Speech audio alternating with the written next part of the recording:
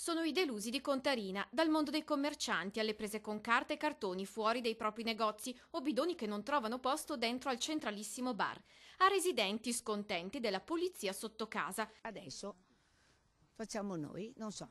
La raccolta differenziata oramai è ben avviata, ma la soddisfazione della città tarda ancora ad arrivare, proprio come gli operatori ecologici su Via Olanda. Ieri vi abbiamo raccontato del quartiere San Paolo, dove Via Olanda e le strade vicine non hanno mai visto passare una ramazza firmata Contarina. Non è che noi non vogliamo pulire queste laterali, noi abbiamo un contratto con la città di Treviso, con l'amministrazione, che prevede un intervento in determinate vie. E per inserire queste piccole vie nel tabellario basterebbe una chiamata. Noi siamo disponibili a intervenire subito, abbiamo bisogno che il Comune in qualche maniera ci chieda e quindi ci faccia presente che ha la necessità di intervenire su queste strade. Ma c'è un ma. I costi. La ridefinizione del contratto con l'aggiunta di nuove vie per il Comune vorrebbe dire altro esborso di denaro.